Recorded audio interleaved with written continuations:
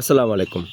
সকালে একটা video upload করেছিলাম, যেটাতে দেখছিলেন যে আমার খামারে যে ড্রেনটা রয়েছে, ড্রেনে গাপ্পি মাছ অত্যন্ত চমৎকার সুন্দর কিছু গাপ্পি ঘুরে বেড়াচ্ছিল, যেটা দেখতে অনেকটা জাপানের মতো মনে হচ্ছিল।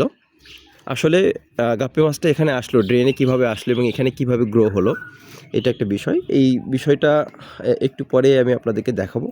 এই যে কিছু ইনস্ট্রুমেন্ট নিয়ে আসছি, যে জন্য কিছু গামলা, একটা মাছ ধরার জাল, একটা বাটি নিয়ে আসছি। দেখাবো আসলে কিভাবে মাছটা এখানে আসলো এবং কিভাবে গ্রো হলো।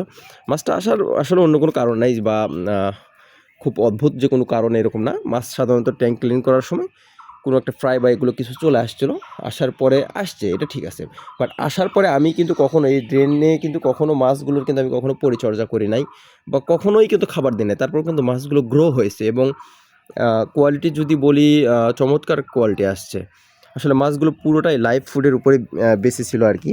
তো কী ধরনের লাইভ ফুড এরা এখানে খেয়ে বড় হয়েছে, এটা দেখাচ্ছি। দেখেন, এটা দেখানোর জন্য আমি জাস্ট আমার যে ইনস্ট্রুমেন্টগুলো নিয়ে আসছি, এগুলো একটু এখানে রাখি। রাখার পর আমি দেখাচ্ছি। দেখেন, এরা মূলত কী খেয়ে এত বড় হলো এবং এরকম কোয়ালিটি। আসলে ড্রেনে সাধারণত কী থাকতে পারে এমন। তো যে ড্রেন থেকে আসলে আমি কিছু পানি উঠাচ্ছি, এটা একটু ছোট বড় হয়ে গেছে আর কি।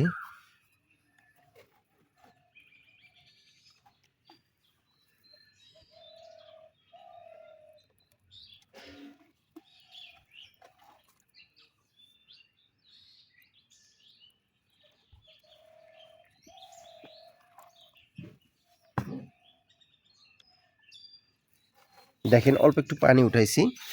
জাস্ট এই যে কিছু দেখতে পাচ্ছেন কি আপনারা? দেখেন, এই যে নর্মালি কিন্তু এই পানিতে ড্রেনের যে পানিগুলো ছিল, হ্যাঁ আরও পানি ছিল, রোদ্রের কারণে হয়তো বা শুকাই গেছে, বাট মোটামুটি এরকম পানি টুকটাক থাকে, যেটুকুতেই ওরা সাধারণত সারভাইভ করছে। আর এটা আসলে নতুন না, আমার খামারে যারা আসে, প্রতিনিয়ত যারা আসে বা খামার ভিজিট করে, অনেক সময় মাছ নিতে আসে, তারা কিন্তু জানে বা তারা দেখছে যে আমার খামারের ড্রেনে সবসময় কিছু না কিছু গাপ্পি বা অন্য কোনো মাছ টাছ থাকে। অনেকেই প্রশ্ন করে, ভাই এগুলোর কোনো খাবার বা কোনো কেয়ার করেন কিনা? আমি সাধারণত ড্রেনে যে মাছগুলো যায় এগুলোর কোনো কেয়ার করি না, কোনো যত্ন নিই না। এগুলো মূলত লাইফ ফুড খেয়ে বেঁচে থাকে। এই যে দেখতে পাচ্ছেন, এগুলো হচ্ছে ডাফনিয়া। হ্যাঁ, এগুলো হচ্ছে ডাফনিয়া। তো ড্রেনে সাধারণত কিছু লাইফ ফুড তো সচরাচর থাকেই, প্রাকৃতিকভাবেই জন্ম নেয় বা খামারে খাবার দেওয়ার সময় হয়তো বা আসে, সেগুলো থেকে বের হয়ে যায় কিছু, আবার ড্রেনেই গ্রো করে, আবার মাছগুলোও ড্রেনে যাচ্ছে, সেখান থেকে ওরা খেয়ে বড় হচ্ছে, এরকম হয়। এটা সচরাচর স্বাভাবিক, কোনো সমস্যা নেই। তো ডাফনিয়াগুলো এই যে দেখেন, মাছগুলোকে একটা মাছকে কিছু মাছকে খেতে দিচ্ছি চমৎকারভাবে। মাছগুলো দেখেন কত চমৎকারভাবে খায়। এইটাতে দিয়ে, এটাতে কিছু কৈটক্সিডো রয়েছে, এটাকে আমি খেতে দিচ্ছি। এই যে দেখেন,